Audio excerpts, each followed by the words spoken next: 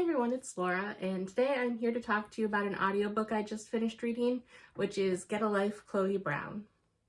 So I've heard about the Brown sisters books for a while, and I was very curious, and as I like to have an audiobook going for when I'm working or doing chores on top of whatever I'm physically reading, I figured I would give it a shot, and I have mixed opinions about it. So the plot of this book basically is Chloe Brown is basically from a well-to-do family, and she's trying to assert her independence and rediscover herself as a person.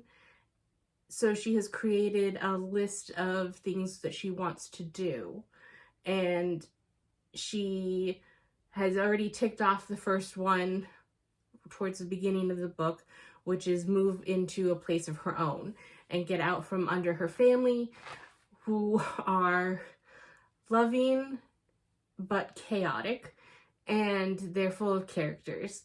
And so some of the other things on the list is travel with only one piece of hand luggage, go camping, go have a drunken night out in the town, have a meaningless night of sex, those type of things.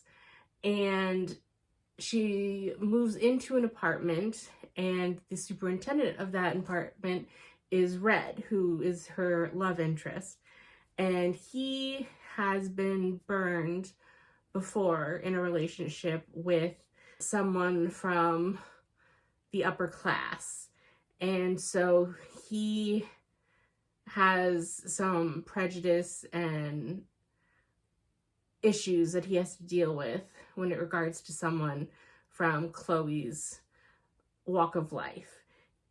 And they end up having feelings for each other and ending up in a romantic relationship.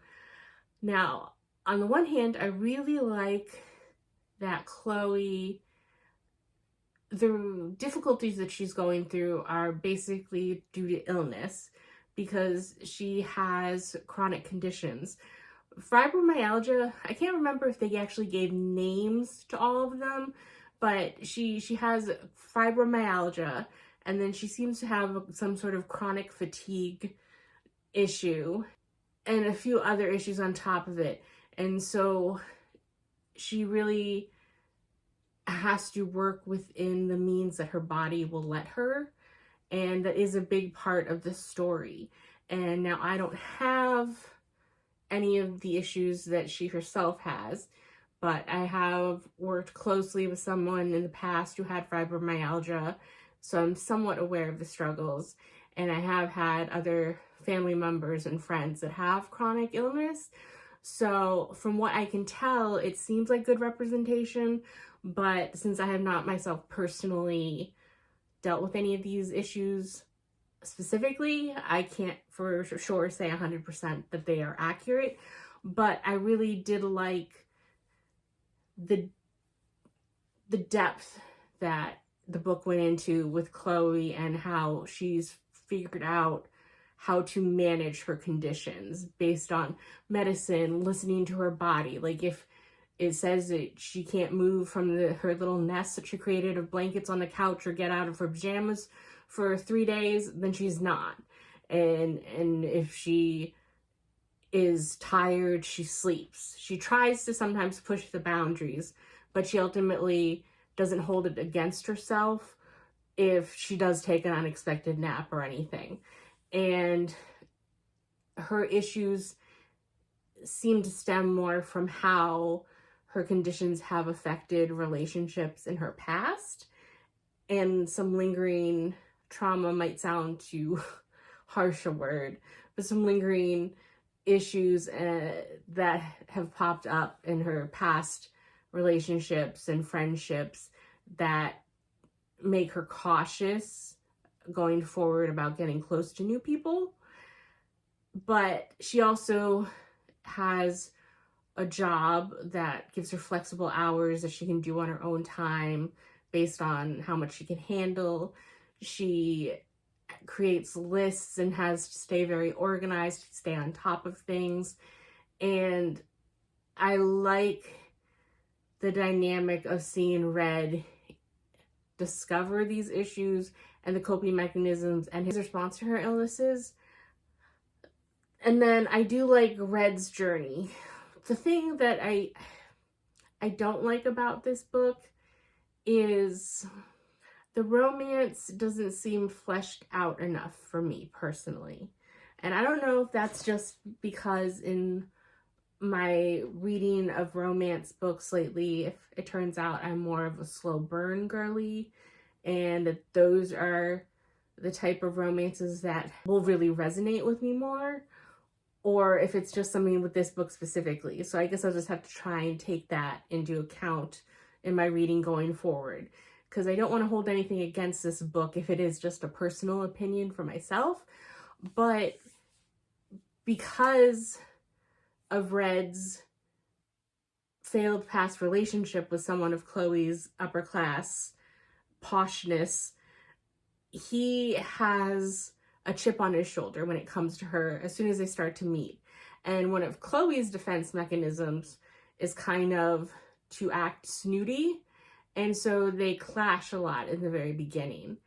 And while they both acknowledge that the other is attractive, it seems like almost overnight a switch flips and they're all of a sudden just all about each other, and going from the clashing and the poor opinions of each other to ultimately wanting to be in a relationship and having deep feelings for each other just seems super fast for me and a little unearned, because Chloe enlists Red to help her with some of the items on her list, and I understand that that can help them grow closer, but it seemed like it just, before they got very far in the list at all, he helped her like ride on a motorcycle, and all of a sudden they were just had feelings for each other and whatever.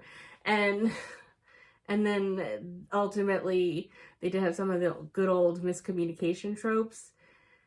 And I'm just getting so sick of that, where if they just listen to each other, which they seem so good at. Red, in so many ways, is so good at listening to Chloe and what she needs and what she says. And then he just stops at one point. And then Chloe, she just doesn't open her mouth when she needs to all the time and says nothing, when if she just said what she means or just says anything, it could kind of help diffuse the situation. So I think I'll give this a 3.5, because there were a lot of things that I liked about it, but ultimately I did find it quite disappointing. So it wasn't all that I had hoped it would be, but I will continue. I will at least try the second book with Chloe. She has two sisters, Eve and Danny, and I believe those are who the second and third book are about. So I will continue to try and listen to see if I like any of the other books better, because as I've learned, with a different protagonist and a different voice and a different romance, I can't swear off the entire series or an author, but this one didn't live up to my expectations. So 3.5, and that's all I have to say about this book. And I will see you in the next video. Bye.